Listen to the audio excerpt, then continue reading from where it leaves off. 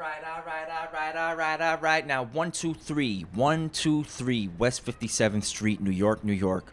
This is the former and future site of historic Calvary Baptist Church, but not the current site. Let me explain. Calvary was founded in 1847, about 30 blocks south of here, as a continuation of a prior and smaller church. By the 1880s, its attendance had grown so much that they needed to upgrade to a larger space. So they moved up to this location on 57th Street. And let me tell you something, alright? Moving from downtown to upper mid-Manhattan at the time was like moving across the globe. The area wasn't nearly as developed, or should I say as massively redeveloped as what we know today. How do you not say building 3 times? Alright, but the edifice that you're looking at in this footage here actually isn't the original building that Calvary had constructed. So back in 1883, they actually had this standalone church built with Gothic design by John Rochester Thomas. And they used this structure for about 50 years after having outsized the downtown location, but they may have overshot because it is said that this sanctuary was never full. So to fix that, and to ease any financial strains or possible future financial strains, and you'll see why that's ironic in a minute, they sold the property, the entire lot, to the Salisbury Hotel. Now, the most important and unique term of the sale was that Calvary would be allowed to maintain its own church facilities on site. So, 1929, this hotel-church hybrid was built with design by Jardine, Hill, and Murdoch, or maybe Jardine, Murdoch, and Hall, not sure.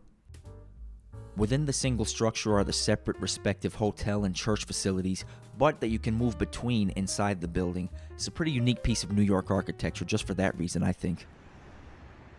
A 16-story building like this was a skyscraper of its era, but this period, the turn of the 30s, unfortunately, was also the beginning of the Great Depression.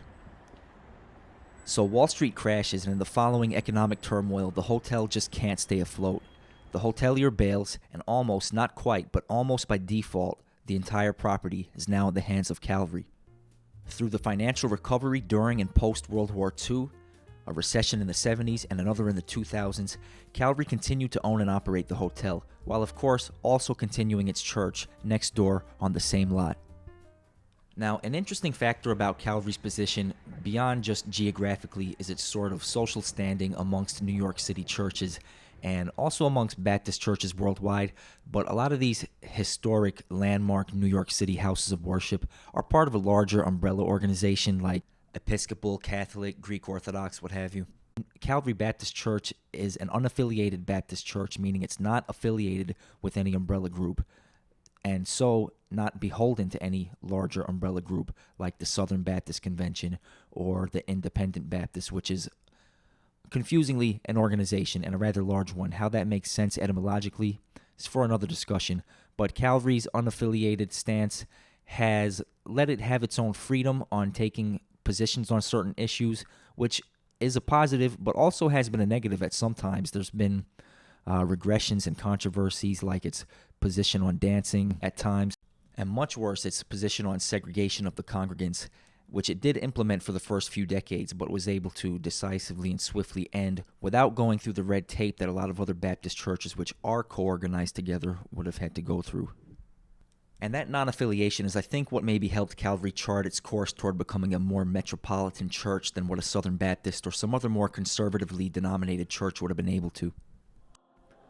It's enjoyed dozens, if not hundreds, of high-profile visitors and attendees, including Bill Clinton and Gloria Gaynor, as well as other famous individuals who came more low-profile without any fanfare, like Mr. Rogers, as well as a bevy of other New York City artists. On the hotel side, the Salisbury was longtime home to resident Van Cliburn, a world-renowned pianist originally from Texas who's often credited with a small yet important contribution toward ending the Cold War. What? Arguably, Cliburn was and is America's most well-known pianist, and he was known for going on tours which were inadvertently and sometimes purposefully diplomatic. You can see him here in this picture at this recital with Reagan and Gorbachev, and the three of them are just chopping it up like old friends. Cliburn donated 2 Steinway pianos to the church. Stand by for another video on the Steinway factory in Queens and its former flagship store, which was on 57th Street and the same block as Calvary. Part of that unique social and physical standing that I keep harping on simply has to do with Calvary's physical location. Location! It's across the street from Carnegie Hall, the Russian Tea Room, Le Parker Hotel, the one-time Planet Hollywood, 2 blocks south of Central Park and a 5-minute walk from Times Square. It's in the vicinity of a handful of other churches that also share this geographic benefit, most namely probably St. Thomas and St. Patrick's, both of which I'd love to get to explore and make a video on like this one day. One unfortunate thing about these beautiful old buildings is that they also have old bones, and as time goes on, it becomes harder and harder to keep them up to code and to keep them fully functioning, which was the case with Calvary Baptist Church by the 2010s, during which Calvary had to decide on a redevelopment plan for the site. The 29 building that you've seen pictured throughout had just fallen into disrepair beyond any cost-effective maintenance. The building is set to be demolished by the end of 2022 completely, and interior demolition has already begun. The doors closed to the public in early 2020, which is actually when demolition had originally been scheduled to start. But it is a fact of life anywhere, and especially in New York City, that property development takes longer than expected. So naturally and contrarily, you expect it to take longer than you expect it to take. And that's because of construction, scaffolding, salvage contracts, union negotiations, typical government red tape, and of course, the unforeseen advent of Corona! The new development arrangement is actually pretty similar to the 1929 one, in which a proprietor and hotelier own the entire property, but give Calvary the right to operate church facilities on the lot. Except this time it won't be in the neo-Gothic type of structure you've been shown in the video so far, but more in a building like those surrounding it, the modern glass and steel skyscrapers of what has now become known as Billionaires Row. The similarities of the 1929 and 2020 deals extend beyond the unique tenancy arrangement, with the emergence of a global disaster that just seemed to set so many things back. Then, the Great Depression, now COVID-19. With that delay though, I wanted to take as close a look as I could while I could. So, as I delve down into the caverns, stand by for my continued narration from what seems like a cavern or a bucket. I'm apologizing for the audio that follows. I'm the ghost of Christmas future. Why am I talking? I just love old buildings of New York. I have a personal connection to the building as well. And always wanted to do some Urbex type of stuff where I could just explore the labyrinth of halls and floors and passageways that connect these two organizations, the hotel and the church. There's also a third organization that rented property here, and that was Stax Coins, one of the most prominent coin and precious metal collection shops. They're open at a different location from this one because obviously the whole lot is closed. Here's their old gold ATM for when customers wanted to withdraw gold just like cash. So when the building was emptied and no longer in use, I got to go take a look around, just check out the various church facilities and hotel facilities, hotel floors, hotel rooms. Got some old phones in the hotel. Kind of interesting if you're into retro technology and kind of old metropolitan Americana. And there's no labeled 13th floor in the entire building, and that comes from an old architectural superstition, or maybe it's a building superstition, I don't know. And I've noticed that occurs in a lot of buildings in New York City built before, say, World War II. And this is probably prevalent in old buildings of cities of similar age. If anybody knows, let me know. It obviously doesn't skip the 13th floor, it just labels the 13th floor as floor 14 and up. But I've been collecting photographs of such buildings and would like to do a whole other video on the history of that and probably find out why they stopped. Probably because it was silly. But it is kind of funny how a Bible-believing church had a building built that still succumbs to, superstition that's not really associated with Christianity even. There's also a full-fledged recording studio on the church side, which they called the communications room. And these photos are the studio in a state where they had obviously already packed things up and were getting ready to vacate the building. And this is where they would record music for the worship band of the church and recorded the services. You can see the sanctuary through a little window in the recording studio. Now, for all you Urbexers, I thought this was really cool. I got to go down into the basement and the sub-basement of the hotel. And when I used to be a bike messenger, I was really always interested in these sub-basements and basements, having to go through the service entrance and see the more untrodden, out of public eye routes through a building. It was so gnarly. Gnarly! to see this in person and get to look around. It's the type of place that you could shoot The Bourne Identity or The Fugitive or one of those kinds of movies. And I wonder if it's a nuclear fallout shelter, because when I was a kid, we lived in a building in Queens, which was also pre-war, and it had nuclear fallout shelter signs all over the place. And its basement was only like halfway under street level. And this sub-basement is definitely maybe 2-3 stories below street level. Mickey.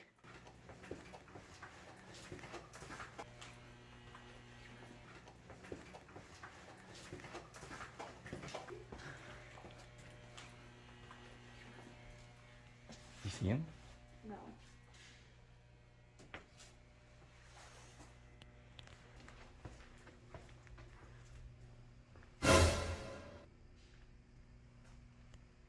This building's subterranean levels certainly did not disappoint. I mean, they are cavernous.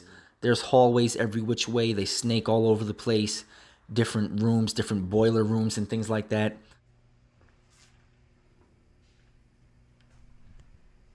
And an entire pump system, which is deep below this level, that you can look down into, made to push the rainwater out.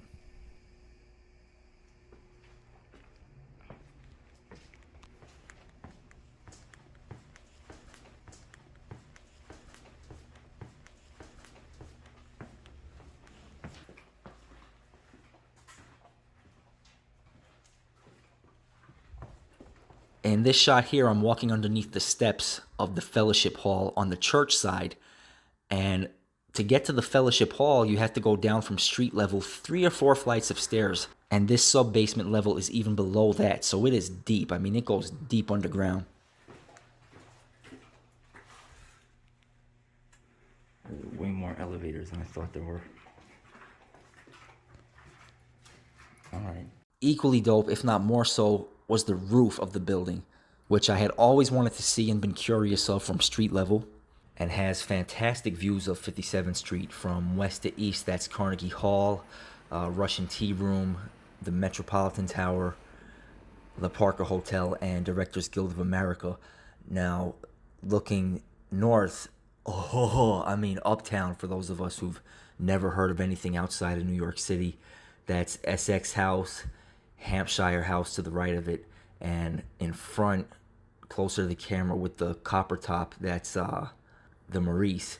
Now, Hampshire House has a well-known club and reception area, but what I was always curious about is Hampshire House's crown, which is a kind of a chrome steel-colored crown. And I always wondered what it was made of. Is it Norista? Norista! Which stands for, in English and German, I think, non-rusting steel, which is, if I remember correctly, some mixture of like steel, nickel, and chromium. And that's what the top of the Chrysler building is made of, those beautiful crushed panels of the Chrysler building.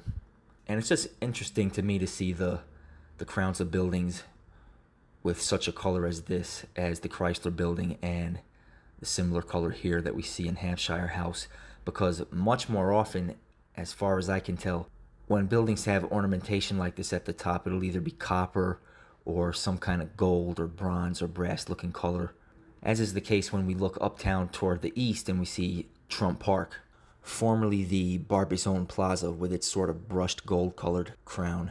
And to the right here, 119 West 57th Street, which sports a little pyramid that's, I don't know, it couldn't be copper because it should be green by now if it were copper. Maybe it's I don't know, someone tell me. All seen nice and clearly even on this overcast day from the rooftop of 123. And down the rear, those ever interesting back alleys of New York City buildings. And this is a video walk about the roof. Looking to the right at the little pyramid of 119 West 57th. It's not a crown, it's just because you can't see it from the street and it doesn't adorn the whole penthouse. There's some classic smoky shots, New York looking shots of the exhaust, and that was again Trump Park with the gold colored crown, formerly Barbizon Plaza. Here's Essex House again and Hampshire House looking uptown west. I'm going to walk toward the front of the roof of 123, passing on the left the entrance, or one of the entrances. There's an exhaust pipe, not a steam exhaust, I believe, not in use. And here is the beautiful Gothic tower that abuts the front edge of the roof of 123 West 57th. I'll get to that in a minute. Looking down at street level, this was before the pandemic. Pretty good traffic for a weekday, actually. There's Carnegie Hall and the brick. And to the left is Metropolitan Tower, that black wedge-shaped building, iconic. And one of the relatively older skyscrapers of Billionaire Row. It kind of preceded the current explosion of Billionaire Row apartments and buildings. This black wedge-shaped building, I think it's called Metropolitan Tower, has been around for as long as I can remember, so it kind of precedes the towers like this one, 1 West 57th, which began the new explosion, the current explosion of Billionaire's Row luxury apartments. And looking toward the east is, I think it's 111 West 57th, still in construction at the time. I was really excited to explore the bell tower, which actually turned out not to be a bell tower, but a water tower, which makes total sense because I always wondered why they never rang the bells. Why didn't they ring on Easter? Why didn't they ring on New Year's Day or Christmas? Well, because it's a water tower. And any more astute local historian or tour guide probably would have been able to guess that, because I knew but didn't think about until I saw it. Buildings of New York City that are above a certain number of floors have to have a water tower. It's really efficient for buildings that are under a certain number of floors. They get their water pressure straight from the source. The water comes down from the Catskill Mountains from various reservoirs and is naturally pressurized from flowing downhill to houses and buildings in New York City under a certain number of floors. I think it's probably 6, if I remember correctly. So buildings that are high, that go above 6 floors, have to have their own water pressure source, which comes from all the water towers you see on a lot of these buildings in New York. I remember this movie from, I think it's 2014 or 2016 by Adam Leon called Gimme the Loot. It was about some graffiti artist, and there's a scene where one of the girls is swimming in the water tower on top of her apartment. And I always thought that was so crazy and interesting, and I wondered if people actually do that. It made me think she's definitely polluting that water unless she was like totally clean when she hopped in and started doing laps in the water tower. She might have been polluting herself, because some of these water towers are known to be gross. New York Tap from the Catskills is clean, but once it comes through these water towers, I don't know how clean it is. They claim that the dirty dregs go to the bottom of the tower, and the water's actually pumped from above the bottom so that the dregs don't come into the water supply for the building. But, it's probably prudent to boil your water, to boil your tap water if it comes from a tower in New York City. There was a whole New York Times article about it, about how dirty these towers can get and how they're supposed to be cleaned regularly, but a lot of them often aren't, or maybe they are but not cleaned as thoroughly as they should be. So here's the tower from street level, the tower that holds the water tower on top of the tower, and close-up of its ornamentation and those windows from street level. Now, these are the very same windows from inside the tower as I go up the ladder toward the holding tank.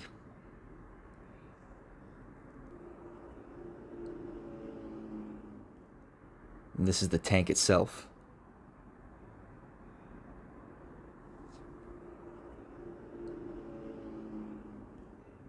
Now, I'm going to get to the history of that beautiful organ in a minute, but first I want to talk about the pews. See, these balcony level benches have a personal connection to me.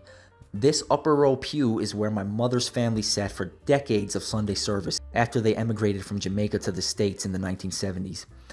I thought of trying to take the pew to put it in my grandparents' house or even segment it from my own apartment, but I quickly lost interest in such an undertaking because it is big and heavy. It was totally not worth it, I thought.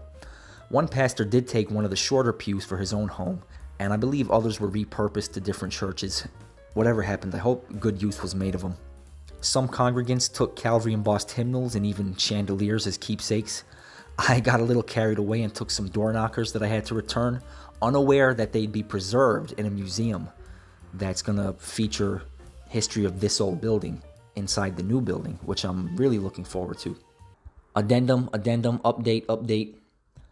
I actually was called and told that I could take the door knockers, which leads me to believe that apparently maybe there might not be a museum.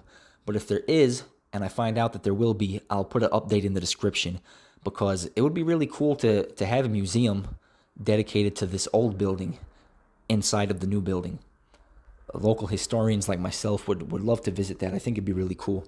With permission, I decided some little excerpts of the Old Pew would make for nice little nostalgic mementos for my family this Christmas. So I came with the Sawzall and got to work. I asked around to some experts, including a friend of mine who was a lumber manager, and I even brought some of the pieces down to Florida to ask some people what kind of wood these solid, polished benches were made of. And on quick glance, including over Messenger, they all guessed oak or maybe ash, which makes sense. A lot of these pews from this era are oak. So I sanded them down and polished them a little bit and presented them as gifts this Christmas. It's a video. And I kept a couple pieces for myself. So the bench where my parents and uncles and aunts and cousins and grandparents attended church for so many years, it could now be turned into a coat hook or a paperweight or a doorstop or whatever, or forgotten in the corners of their garages. Who knows? But I had fun getting familiar with the place one last time and making some souvenirs out of it. The pew was not my only spoil. There is the matter of the organ.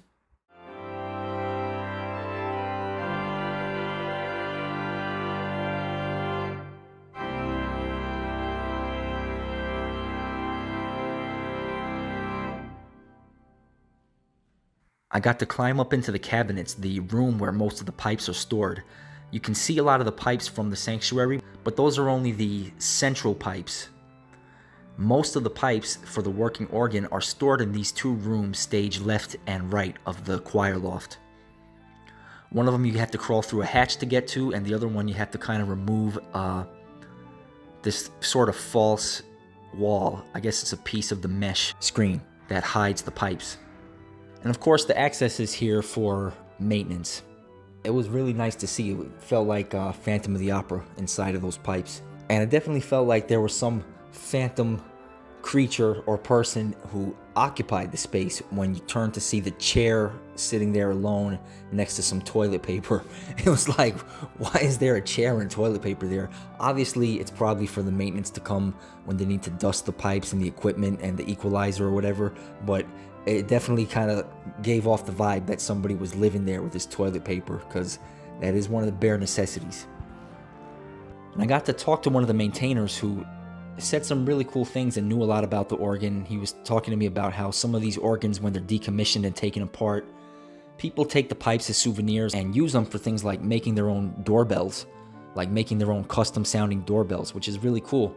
I took a few of the pipes for myself, and I'm actually going to try to make a beat with them on my music page.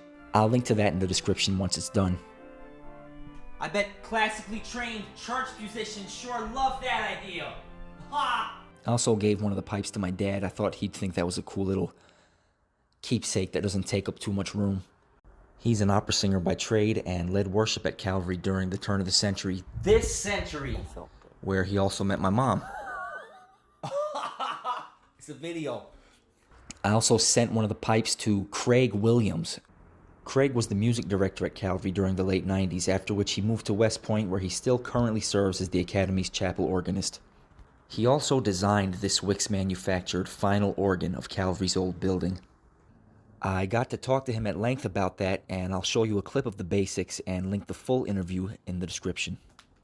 I had drawn up a plan for an entire pipe organ, but then as a viable alternative, the hybrid that we pretty much ended up with, where it was used, mostly digital electronic stops, but still had some pipes. I wanted to work with Wix because they were a pipe organ company, but they also worked with the Walker Digital, which I very much liked the sound of it. I thought it was very convincing. So anyway, Calvary took me on, contracted me, even though I worked at West Point now. They contracted me in like 2002 and 2003 to be their consultant on the project. So Wix would bring in a proposal and I would say, well, what about this? What about that? And I remember one time I remember thinking to myself, there simply aren't enough pipes to go around. And I literally remember standing in the shower one day and saying, we just get dummy pipes. So there are pipes up there. Not all of the pipes spoke. Most of them did, but not all of them. Some were simply there to fill in to make it fit and make the design look good. So it was a mixture of pipes that actually spoke. Most of them spoke, but there were a couple where it wouldn't quite fit. So what they did was they simply created pipes for the look to make it fill it in.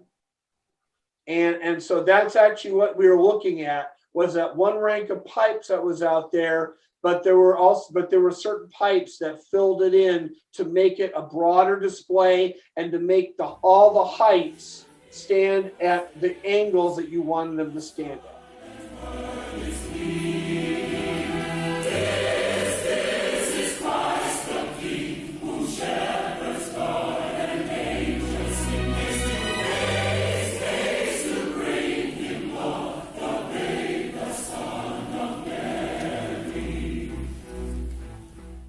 Very few congregations that sing like Calvary Baptist Church. And when they raise the roof, you're going to know.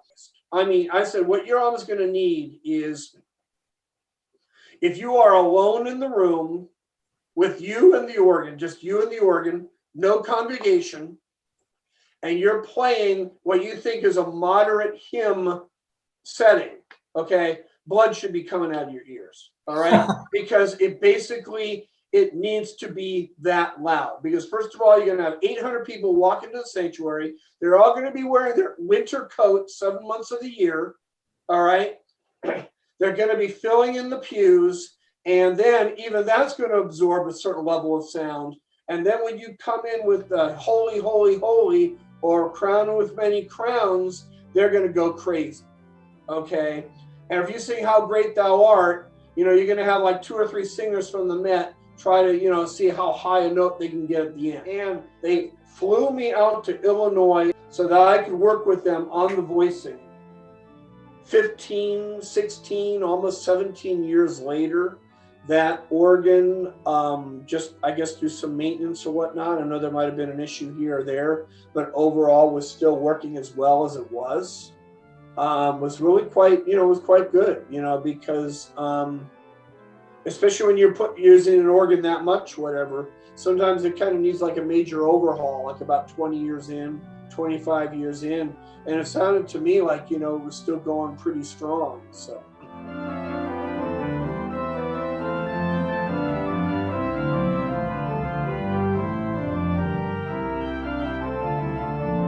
I did the dedication recital in March of 2003.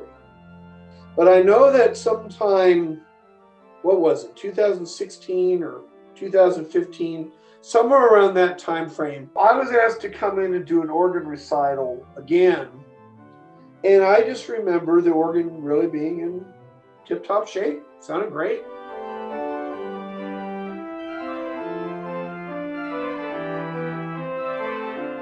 And it was a very satisfying experience, to be able to, do a recital on an instrument that was basically doing everything I had designed it to do. And here it was, 12, 13 years later. But let's hope that all these new opportunities, with this new sanctuary and all that it'll allow.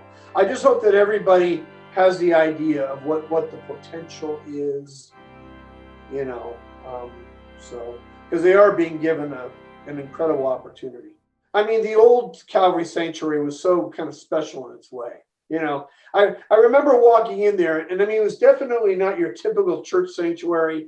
Here it is like, there's hardly any windows except, in the back and the balcony. But I don't know, there was just something uniquely beautiful about the place. Uniquely beautiful for sure. So that's it. Many, myself included, will miss this old structure. But a church, anyway, is not a building. It's a people, I think. Ascot is where our people stand.